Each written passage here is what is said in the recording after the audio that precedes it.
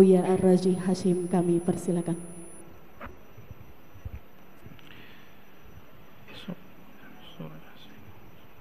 Assalamualaikum warahmatullahi wabarakatuh.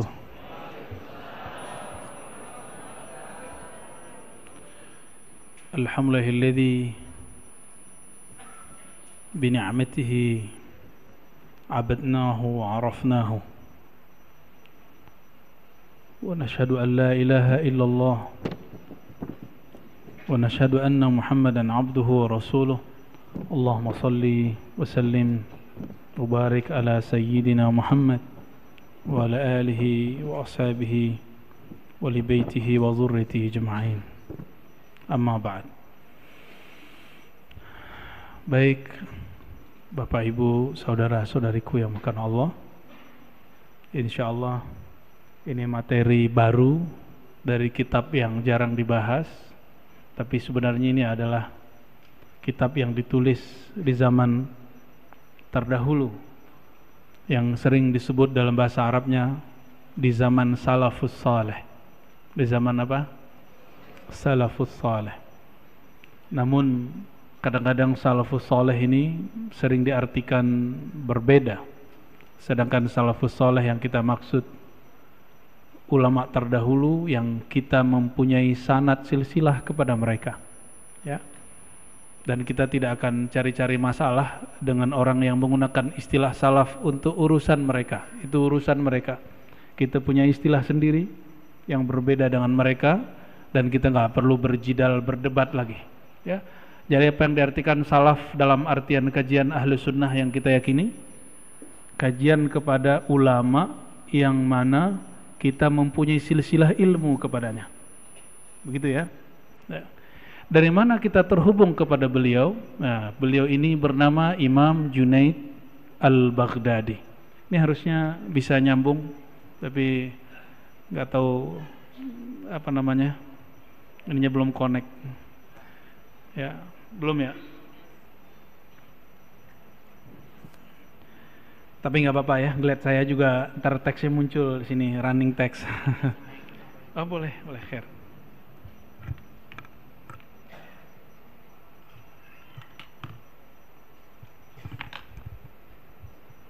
Nah, silakan Ustaz.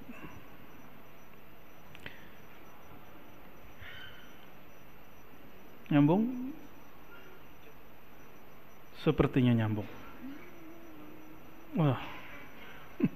Itu sudah ya. Bismillah. Ini kitabnya, bisa baca nggak?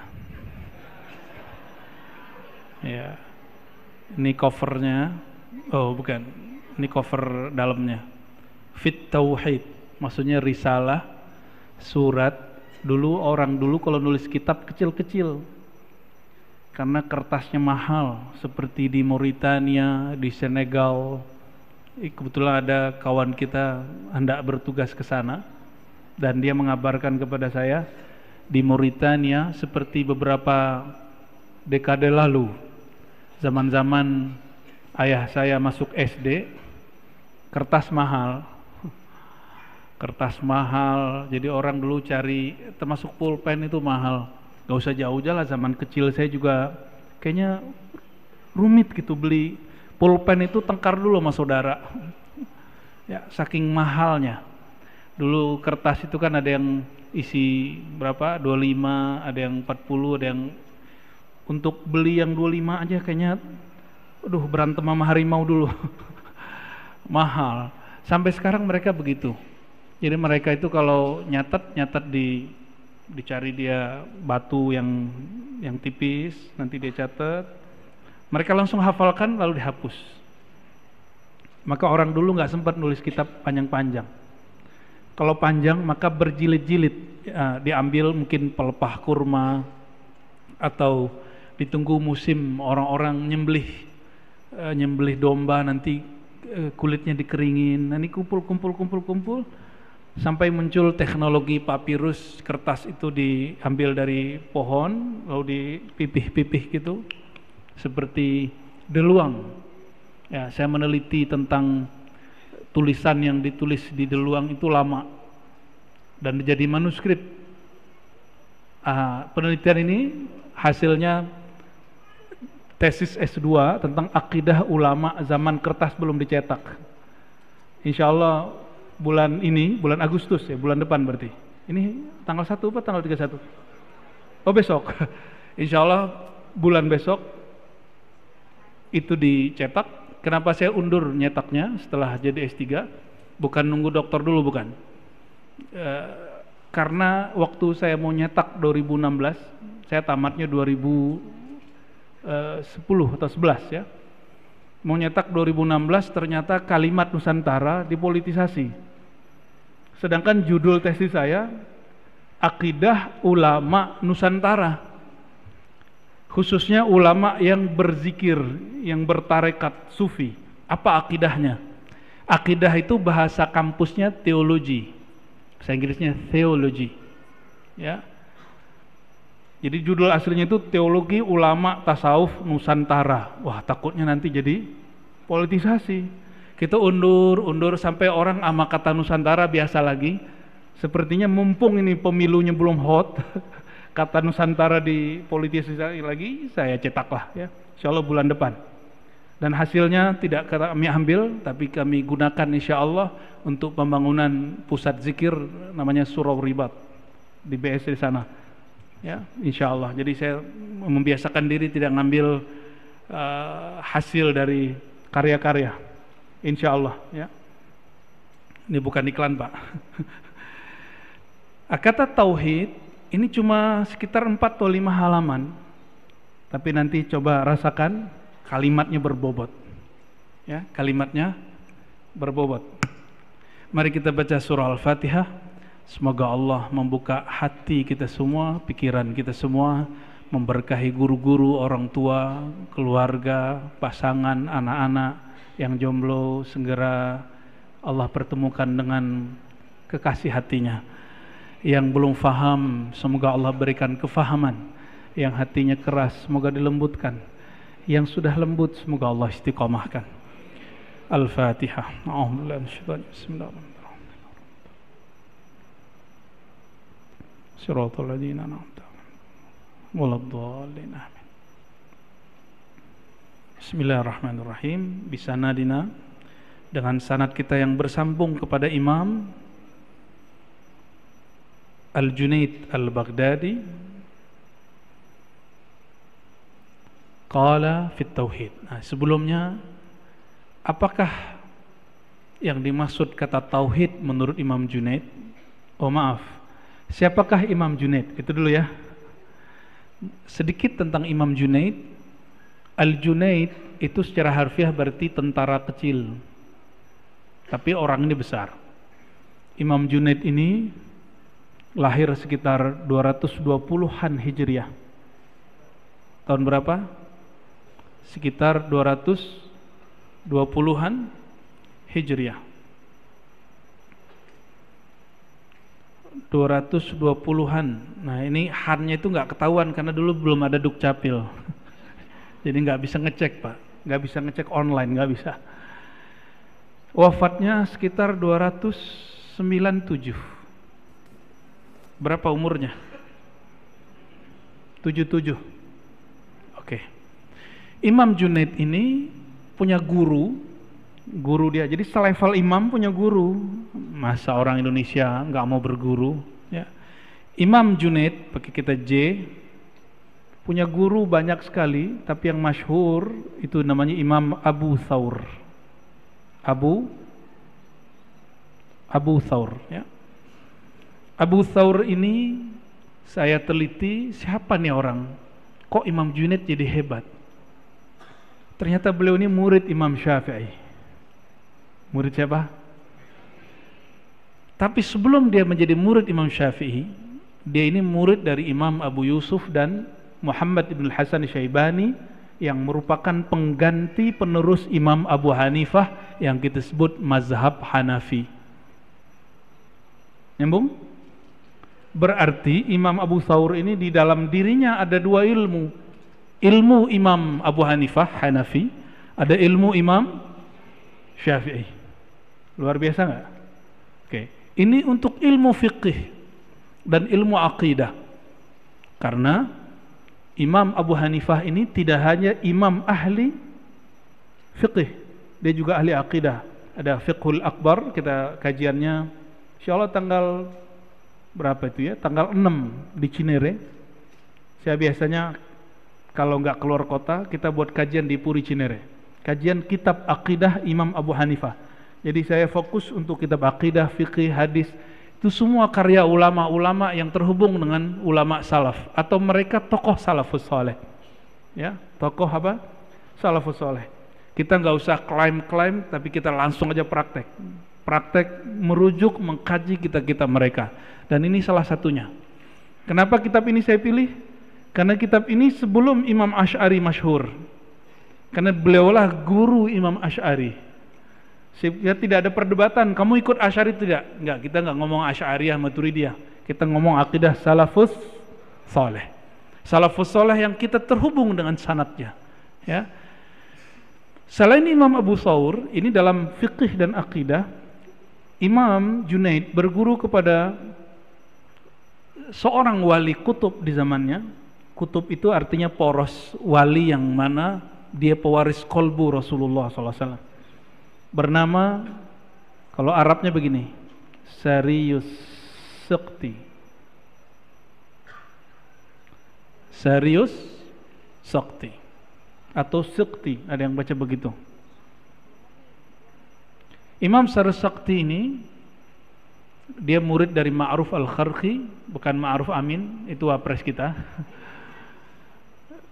Sarius Sakti berguru kepada Ma'ruf Al-Kharqi. Ma'ruf Al-Kharqi berguru kepada Daud At-Ta'i dan juga Al-Ujaimi, dan mereka tersambung kepada Imam Al-Hasan Al-Basri. Al-Hasan Al-Basri murid terbaik Sayyidina Ali. Gitu, nyambung ilmunya ya. Jadi dekat. Sayyidina Ali disebut babu Madinatin Nabi, babu ilmin Nabi, pintu daripada ilmu baginda Rasulullah sallallahu alaihi wasallam. Jadi wajar imam ini kita jadikan rujukan. Wajar ya, kalau saya nggak usah dirujuk. Nanti ke rumah sakit jadinya. Beliau ini sangat layak kita jadikan sebagai rujukan dalam ilmu kita. Dan alhamdulillah kami dengan izin Allah, anugerah dari Allah Ta'ala yang Maha Rahman dan Rahim, terhubung kepada beliau dalam dua hal ilmu. Pertama ilmu aqidah, yang kedua ilmu tariqah, tasawuf. Ilmu aqidah, ilmu tariqah, tasawuf. Berarti tasawuf itu buatan zaman sekarang atau zaman dulu? Sudah ada semenjak zaman salafus saleh. Imam Junaid ini bergelar Sayyidut Ta'ifah. Apa gelarnya? Sayyid Ta'ifah. Ta'ifah sebutan untuk tasawuf. Kelompok tasawuf dulu disebut apa? Dan dulu Buya Hamka sangat kenal tokoh ini, makanya Buya Hamka ini sangat cinta dengan tasawuf, dan beliau mengulis berjilid-jilid tentang tasawuf. Lalu ada artikel setiap keluar, ada satu majalah namanya apa dulu? Panjimas, ya, bukan Panji Gumilang Pak Ibu. Panjimas itu setiap kali terbit, dulu nggak tahu berapa kali sebulan, sekali sebulan Pak.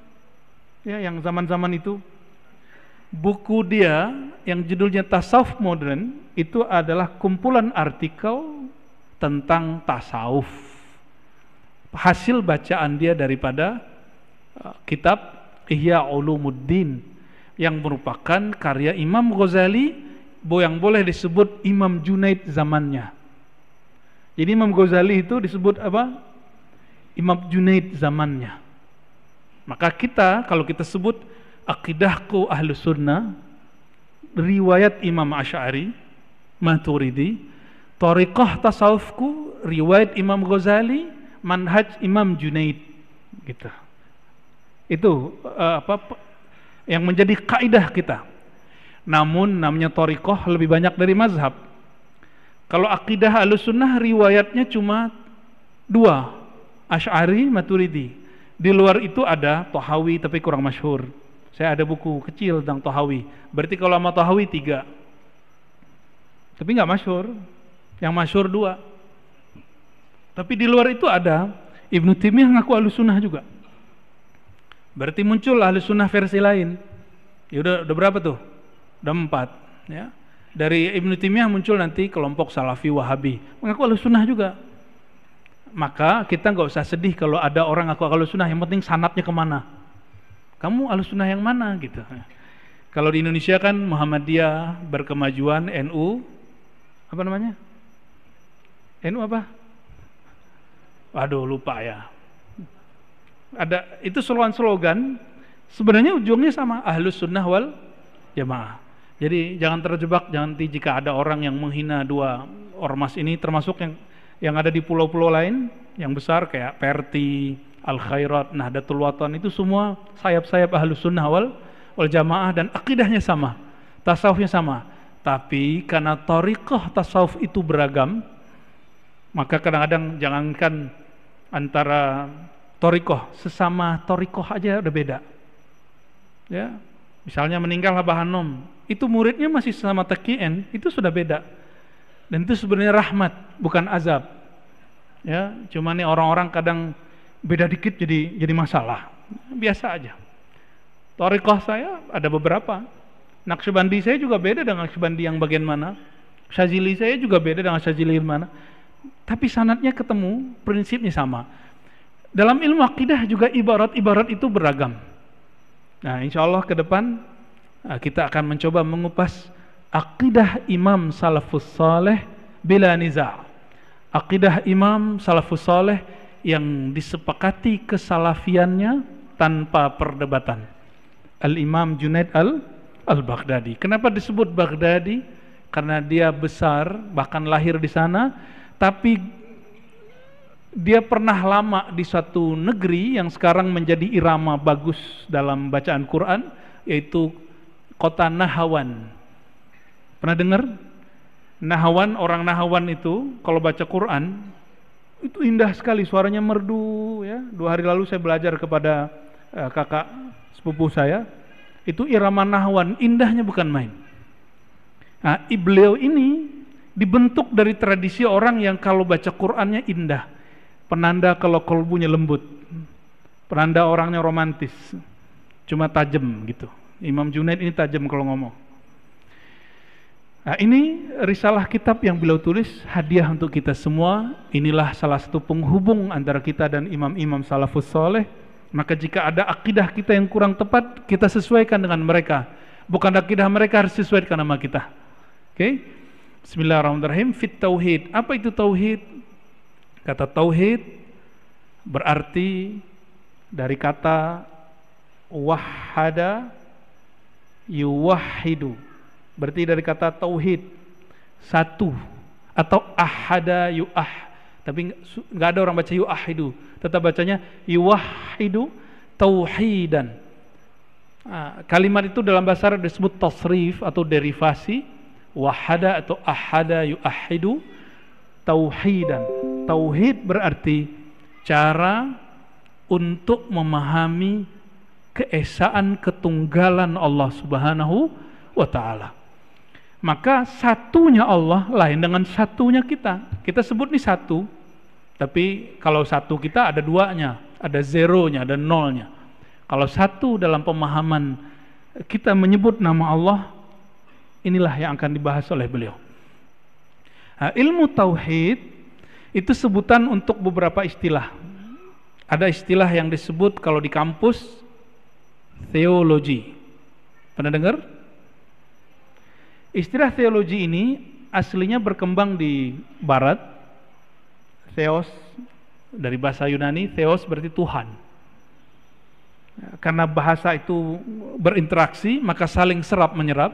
Masuk ke bahasa Arab ditulisnya begini, theologi, begitu tulisannya, pakai tha, theologi. Artinya apa? Logi berarti ilmu, theo Tuhan, ilmu tentang ketuhanan.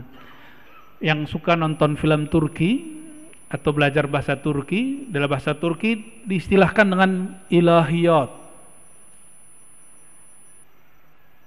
begini. Ilahiyat atau ilahiyat kalau bahasa Arabnya, ilmu tentang ketuhanan. Kalau di pesantren kita sebutnya kitab akidah atau kitab ilmu kalam. Apa istilahnya? Istilah kalam berubah-ubah masa per masa. Silakan lihat kajian-kajian akidah saya sebelum tahun 2020. Videonya mungkin sudah sangat lama. Lihat bagian kajian-kajian tentang akidah Tahawi. Nanti saya jelasin tentang apa itu kalam, perbedaan istilah kalam abad kedua dengan abad ketiga. Sederhananya, kalam di abad kedua negatif, itu identik dengan aliran Mu'tazilah yang dianggap berbeda dan menyimpang dari Ahlus Sunnah. Sedangkan tauhid, nah ini problem. Tauhid ini istilah bukan istilah Ahlus Sunnah dan Wahabi. Dulu dipakai oleh Mu'tazilah juga. Mereka menyebut dirinya Ahlut Tauhid wal Adl. Mereka menyebutnya apa kelompok Mu'tazilah? Kelompok yang mengaku paling rasional tapi ternyata menyiksa banyak ulama Ahlus Sunnah karena berbeda faham dengan mereka. Ya. Jadi istilah-istilah begini semuanya berdasarkan sejarah. Jadi kita tidak nolak istilah ilahiyat, kita terima istilah tauhid, kita terima istilah teologi, kita terima istilah kalam. Tapi teologi lebih identik dengan agama sebelah, makanya ada sekolah teologi nggak jauh dari sini. Ada yang tahu? Bolehkah kita kuliah teologi? Boleh. Yang penting akidah kalamnya kuat dulu. Ya, lucunya orang-orang kita berangkat ke Al-Azhar tapi mazhab Syafi'inya belum benar. Ya, itu terjadi pada jurusan-jurusan keagamaan yang dulu dibuat oleh Kementerian Agama, MAK atau MAPK, karena tidak mengajarkan satu mazhab yang jelas. Akhirnya teman-teman yang jurusan ini ketika nyampe di sana itu sempat goyang. Itu tanya mereka, ya. Itu mereka sendiri yang ngomong kepada saya, ya. Saya sampai ketemu dengan Syekh Taufik Al-Buti, baru tahu perbedaan antara Syafi'i dan Maliki. Padahal ngaji kitab sudah lama. Ternyata ngaji manhaji, bermanhaj, itu beda dengan ngaji serampangan. Maka model itu yang tadinya kami ngajinya khusus diuji dulu, selesai ngaji ujian lagi. Kalau nggak lolos nggak boleh lagi ikut tahun besok. Model itu saya bawa ke sini. Dan Bapak Ibu nggak perlu ujian, cukup nikmati. Ya, saya berpikir ya Allah, sayang kalau kenikmatan ini cuma saya yang menikmati. Kelezatan ilmu salafus soleh ini cuma beberapa orang yang bisa bahasa Arab yang menikmati. Maka saya berdoa, ya Allah izinkan hamba-Mu ini membuka ilmu ini dengan bahasa yang bisa dipahami oleh siapapun yang tidak pernah nyantri. Ya, semoga Allah kabulkan. Amin rabbal alamin. Coba tes dulu. Dari tadi saya paham nggak ngomong apa? Saya ngomong apa nih, paham nggak? Paham ya. Jadi tauhid itu disebut apa aja? Kalam, teologi, apa lagi? Nyontek ya. Oh udah nggak ada. Ini hilang ya? Ya, mohon operator dimunculkan lagi. Oke. Kita masuk ke kalimat beliau yang pertama.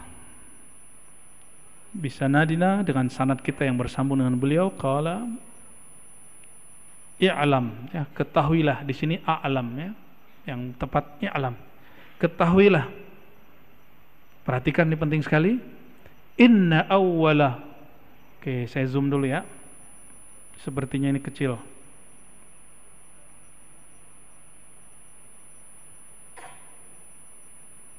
Sebentar. Ribet ya. Nah, ini baru bisa di zoom. I'lam, kecil lagi dia.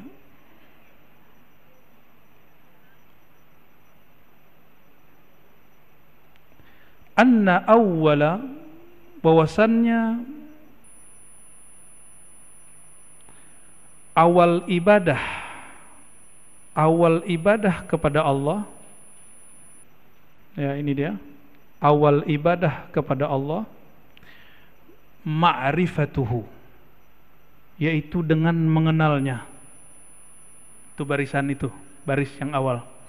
Ya. Ketahuilah bahwasannya awwalu ibadatillah, ibadah pertama paling utama adalah ma'rifatuhu, mengenal Allah. Jadi kalau kita mungkin dari dulu dari kecil didoktrin sama orang tua, kamu sholat, akhirnya yang kita pikirkan cuma beban, sholat itu beban.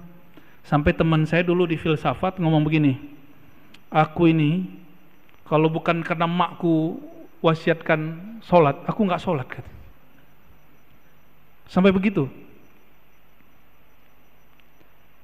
Awal ibadah pertama, terutama, paling tinggi. Apa ibadah paling tinggi? Ma'rifatullah, ma'rifatuhu, itu dia.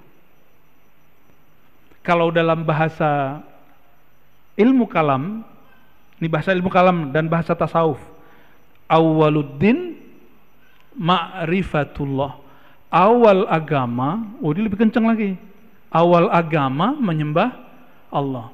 Ternyata diambil dari surat Al-Bayyinah, ayat berapa itu Ustaz? Ayat 5 ya. Wa ma umiru illa liya'budullaha mukhlishina lahuddin. Wa ma umiru, tidaklah mereka ahli kitab, orang-orang terdahulu diperintah. Berarti kalau perintah ibadah enggak? Illa, kecuali hanya untuk beribadah kepada Allah. Apa ibadah itu? Kata Imam Junaid, ma'rifatuhu, mengenal Allah Subhanahu wa taala. Mengenal Allah itu ibadah. Lalu apa yang beribadah? Kan enggak ruku, enggak sujud. Oh, ternyata ibadah itu ada tingkatan-tingkatannya. Ada ibadah badan, ruku, sujud. Ada ibadah akal, bertafakkur. Ada ibadah qalbu, berzikir. Ada ibadah ruh, ma'rifatullah. Jadi ruh kita, rohani kita, ibadahnya apa? Mengenal Allah.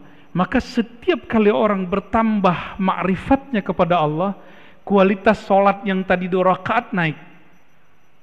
Itulah yang disebut dalam hadis Nabi, orang yang tidur alim lebih ditakuti syaitan daripada orang jahil sholat.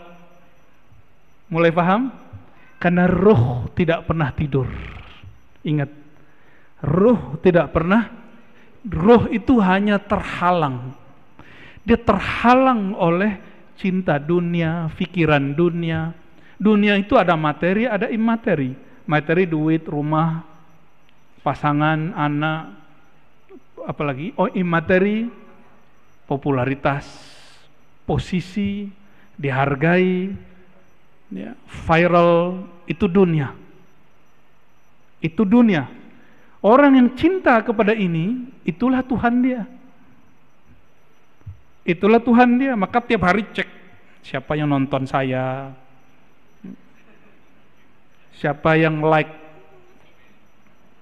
ya, siapa yang share. Untung udah gak punya Facebook, udah gak punya Facebook.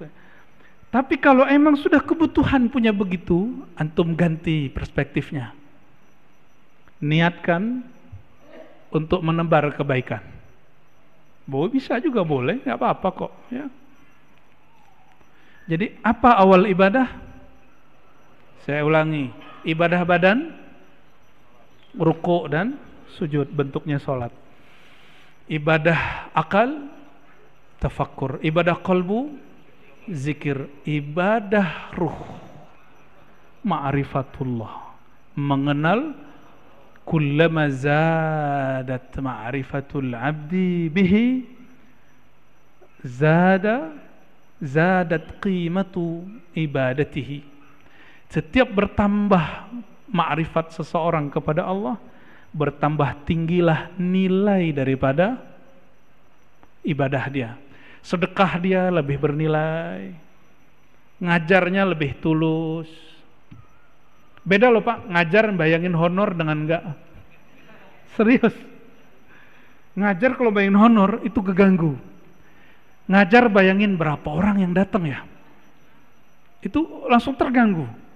Tapi kalau sudah dianggap karena mengajar ilmu ma'rifatullah juga bagian dari ma'rifatullah, maka saya niatkan ini sebagai ibadah rohani saya sendiri, ya, rohani kita bersama, ya. Wa aslu, nah, sekarang masuk ke intinya. Ini yang ditunggu-tunggu kan dari tadi. Wa aslu ma'rifatillah. Aslu bahasa Indonesia asal. Asal muasal daripada ma'rifatullah, mengenal Allah, adalah tauhiduhu, mengesakannya. Itulah rahasianya. Kenapa ayat ini jika dibaca Allah jatuh cinta kepada kita? Qul huwallahu ahad. Katakanlah hai Muhammad, dia Allah itu ahad. Ahad ilmunya disebut tauhid. Ahad ilmunya disebut tauhid. Ilmu tauhid. Ya. Jadi wajar seorang sahabat yang baca ayat ini setiap rakaat. Apa kata Rasulullah SAW? Coba tanya dia, kenapa dia suka? Lalu ditanya kepada orang itu, dia jawab, aku suka ayat ini karena di dalamnya ada nama dan sifat Allah. Lalu Nabi menjawab lagi, sampaikan kepada dia, Allah jatuh cinta kepadanya karena dia cinta kepada sifat Allah. Karena sifat Allah ada pada zat Allah Subhanahu wa ta'ala. Ini bukan alasan hafalan nggak nambah-nambah. Ya udahlah kalau gitu aku kuliah sama kulhu aja deh gitu ya. Nah, itu lain cerita ya. Ilmu mengesakan ini, itulah yang kemudian beragam caranya. Ada yang hanya mengesakan Allah dengan fikirannya. Inilah melahirkan ilmu tauhid, ilmu kalam versi Ustadz Aswaja. Makanya semakin ngaji tauhid ala Aswaja, semakin suka debat, benar nggak? Emang gunanya untuk debat, gunanya untuk keluar, bukan ke dalam. Nah, saya sudah lama mengurangi porsi itu, sesekali pakai juga. Ya. Ketemu yang aneh-aneh, kelompok-kelompok yang masih mencoba bawa-bawa Mu'tazilah, bawa kelompok Rafidhah, kelompok-kelompok Khawarij, ya, baru kita pakai lagi senjata itu. Atau kelompok Mujassimah yang meyakini Allah bertempat, kita pakai lagi, tapi caranya lebih santun, itu aja bedanya. Ya. Karena saya pengalaman tidak ada orang kembali kepada Aswaja dengan debat. Kebanyakan kembali dengan ilmu qalbu dan akhlak. Jadi orang kembali ke jalan yang sahih itu bukan dengan debat kuat-kuatan dalil. Kebanyakan kembali dengan apa? Qalbu dan akhlak. Ya, maka saya mengimbau siapapun yang merasa dirinya ahli sunnah Aswaja, ayo mulai kajian tauhidnya yang ke dalam. Bukan lagi keluar untuk orang mulu. Kapan kita kemudian betul-betul merasakan nikmat bertauhid? Nah, tauhid ini ada pembagiannya dalam ilmu rohani. Ilmu rohani yang dikembangkan ulama Aswaja. Silakan ditampilkan teksnya. Satu, tauhid zat. Satu apa? Tauhid zat. Bagaimana cara mengesahkan zat? Nah, ini terlalu berat. Ilmu ini hanya ada dalam qalbu baginda Rasulullah SAW. Kita nggak sanggup kecuali global. Hanya global, yaitu satu sifat. Sifat apa yang kemudian muncul? Ini yang disebut sifat wujud. Wujud, qidam, baqa. Kata wujud ini adalah kalimat yang paling simple, sederhana, yang dirumuskan ulama salafus soleh mengenai kata zat Allah yang ahad. Kata wujud. Maka nanti kita pelan-pelan akan mengkaji juga kata wujud itu apa. Ya, ini wujud semua nggak nih?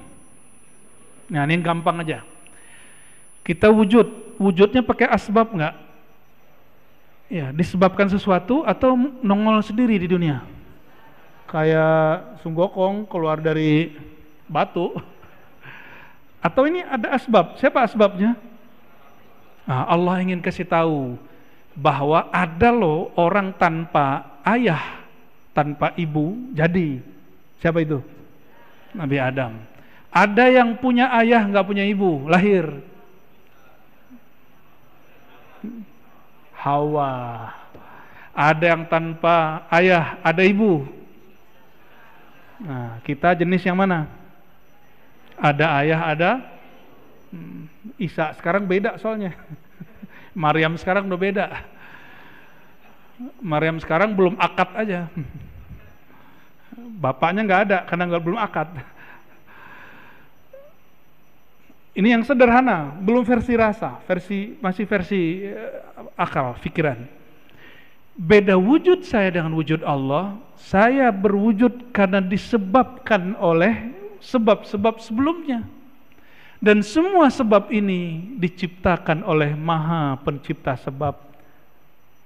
Disebut bahasa Arabnya musabbibul asbab, pencipta sebab. Bahasa Qur'annya Qul huwallahu ahad, gitu. Sederhana? Ini versi sederhananya. Yang ribetnya nanti ke kampus atau ke pesantren atau ke surau. Nanti surau ribat kita buat, baru kita buat yang ribet ya, sampai garuk-garuk kepala gitu ya. Baru saya seneng tuh liatnya. Jadi tauhid pertama apa? Tauhid zat. Sudah habis? Azan dulu dah. Fadal. Sebentar doang. Allahu Akbar, Allahu Akbar, Allahu Akbar, Allahu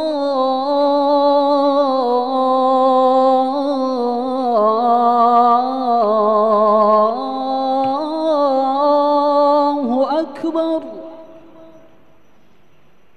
أشهد أن لا إله إلا الله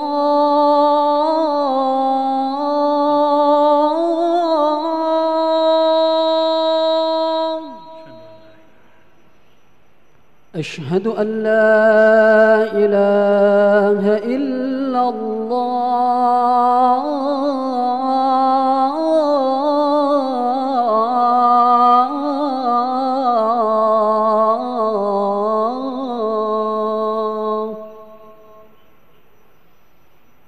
أشهد أن محمدًا رسول الله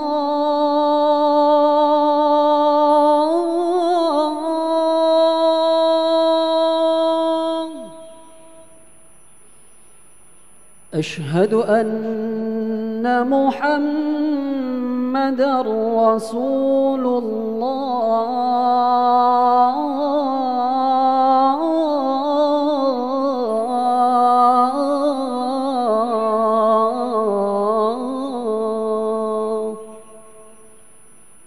حي على الصلاة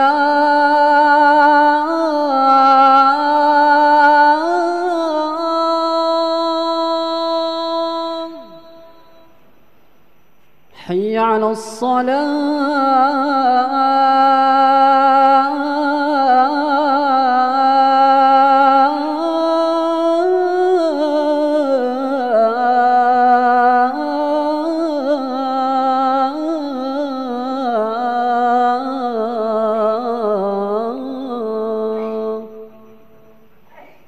حي على الفلاح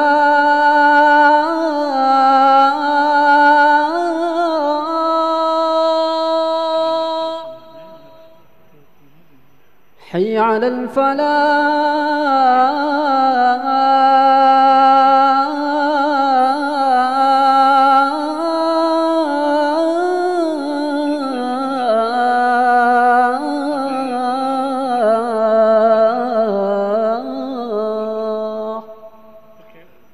الله أكبر الله أكبر لا إله إلا الله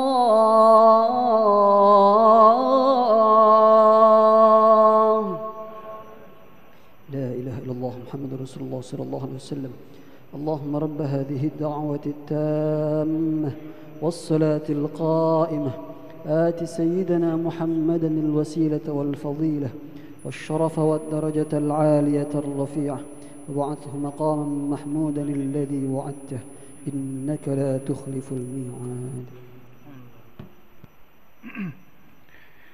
Baik, kita lanjutkan sedikit. Wa aslu ma'rifatillahi tauhiduhu, asal ma'rifat mentauhidkan Allah, dan tauhid itu beragam, ada tauhid zat. Kita sudah simpulkan tadi dalam kata wujud, ya. Allah wujud tanpa sebab, bahkan semua sebab bersumber dari Allah SWT. Oleh karena itu jangan tanyakan Allah berasal dari mana, ya. Sebenarnya ini masih banyak tentang tauhid zat. Ini ringkas aja supaya nanti jelas kurikulum kita kemana. Ada yang kedua, tauhid sifat. Sifat dalam bahasa Arab bukan sifat dalam bahasa Indonesia yang berarti karakter.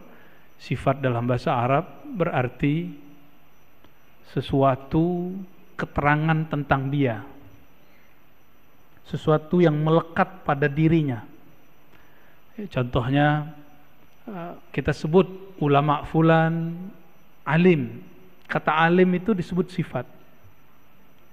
Kalau sifat bahasa Indonesia pemarah gitu, pembenci, pendendam, bukan itu. Itu disebut tabiat atau sifat akhlak mazmumah. Ya, bukan itu sifat.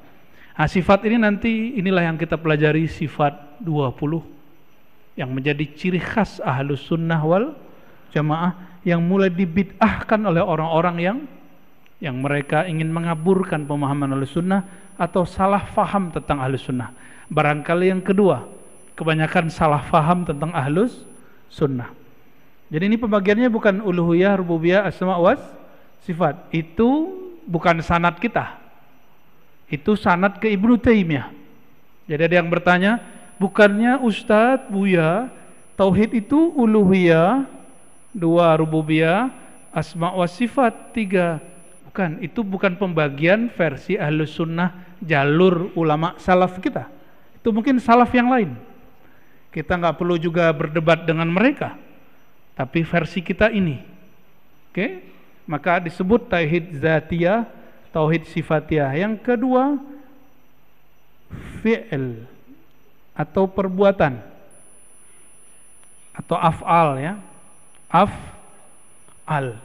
Nah, ini kunci tauhid af'al, kunci memahami takdir. Kunci memahami apa? Orang paham bab af'al jadi wali Allah. Kalau nggak paham, gagal paham jadi dukun.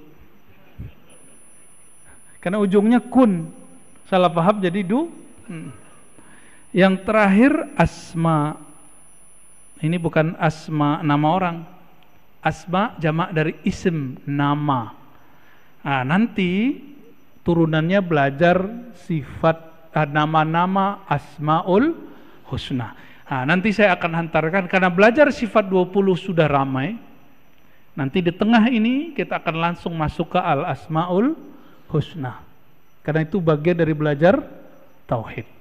Kata operatornya tadi ada yang nanya online, benar. Silakan dibacakan. Iya Buya, mohon diberikan jawabannya. Pertanyaan dari penonton YouTube, ya. Beliau bertanya dari, namanya gak usah disebut. ya.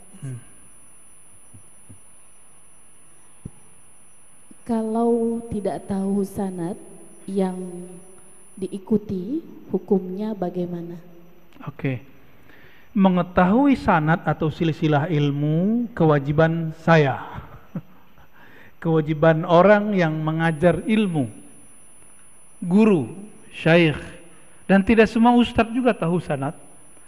Yang kalau ustadz itu yang penting dia tahu gurunya siapa. Ilmu sanad ini khusus kajian hadis. Nah, sebenarnya kita ada kajian hadis. Nanti dicarilah hari apa, nanti kita buka, kita pindahkan dulu, pernah berhenti di satu masjid kajian Sahih Muslim, ntar kita pindahin ke sini. Insya Allah kapan lah ya, nanti kita buat. Problemnya ini kan bukan tempat rumah padat penduduk. Ada yang datang nggak nanti? Ya, acaranya nggak mungkin dari maghrib sampai isya, dia mesti ba'da isya. Ya, mesti ba'da isya. Kajian sahih Muslim. Bagaimana caranya kalau kita tidak tahu sanad, tidak tahu silsilah? Ikuti ulama yang tahu sanad dan silsilah. Kenapa? Al-isnad minad din, bersanad, berguru, bersilsilah ilmu itu wajib karena dia setengah separuh agama. Orang kalau salah berguru, cara beragamanya salah. Agama dia nggak salah, tapi cara dia beragama salah. Maka perlu banyak guru supaya piknik. Jadi orang yang kurang piknik bahaya. Nanti merasa paling benar, udah tua juga nanti merasa paling benar. Ini kan gawat. Kiai aja kalau merasa paling benar nanti ada sifat kesombongan, apalagi orang jahil. Udah jahil sombong, Masya Allah, 2 kali rugi. Jadi cukup ikuti orang yang ya, di surat Yasin, ittabi'u man la yas'alukum ajra. Ikutilah orang yang tidak kemudian menarif dalam mengajar. Ya, kalau dia dikasih dia terima, tapi dia nggak narif. Itu pesan guru saya dulu, Kiai Ali Mustafa Yakub. Ya, kamu cari orang yang tidak bikin tarif. Coba nalkin zikir, ditarif berapa antum mau beli nama Allah? Kalau kaligrafi bisa dijual, berapa harga kaligrafi? Ya, berapa? 2 juta, murah itu. Coba nama Allah masuk ke kolbu, bisa beli nggak? Itu mahar masuk ke alam barzakh itu. Ya, mahar ketemu Allah itu. Orang mau naik pesawat aja mahal, mau ketemu presidennya sulit, mau ketemu kiai aja susah. Ini mau ketemu Allah, ditalkin oleh guru, mau pakai tarif gimana? Makanya guru kami berpesan dulu, seorang mu'alim, seorang guru, syekh, mursyid, ustadz, di kolbunya harus lebih tinggi sifat rahmah, kasih sayang daripada sifat-sifat yang lain. Rahmah ini menyayangi tanpa batas. Karena sayang diajarkan. Coba kalau karena gengsi, lain cerita. Bapak Ibu yang dimuliakan Allah, maka kesimpulan kajian kita pada malam ini, sore ini, bahwa ibadah tertinggi, ibadah paling awal adalah ma'rifatullah, dan basic ma'rifatullah adalah pada kata ahad, kul huwallahu ahad, dan ahad ada pada 4 macam, zat, sifat, af'al, perbuatan, terakhir asma. Nanti kurikulum kajian kita akan mengikuti pola-pola itu. Insya Allah. Semoga Allah permudah dan Allah rahmati apa yang kita lakukan. Nasallallahu afwa wal afiyah. Allahumma rahmanir rahim ya karim ya azim. Salli ala sayyidina Muhammad. Allahumma ya Allah, sampaikan salam kami, rindu kami, cinta kami kepada Nabi Muhammad SAW. Allahumma ya Allah ya alim ya alim ya ahad ya samad. Yang Allah yang maha tahu apa yang hendak kami lakukan, apa yang sedang kami lakukan. Kami ya Allah sedang ingin belajar tentang Engkau, sedang ingin mencapai ibadah tertinggi yaitu mengenal Engkau. Fayassirna wa waffiqna ya Rabbana, maka mudahkanlah kami mengenal Engkau, mudahkanlah urusan kami dalam mengenal Engkau, mudahkanlah urusan guru-guru kami yang mengajarkan ma'rifatullah, mudahkan urusan semua orang yang hadir yang belajar ma'rifatullah. Allahumma waffiqna li ta'atika. Ya Allah, berhidayahlah kami untuk selalu istiqamah, untuk mentauhidkan Allah, untuk mema'rifatkan Engkau. Ya Allah, tubuh ini selalu bermaksiat, kalbu ini pasti sering lupa, tapi izinkan ya Allah agar rohani kami kembali mengenal Engkau, kembali kepada ya Tuhan nafsul mutmainnah, jiwa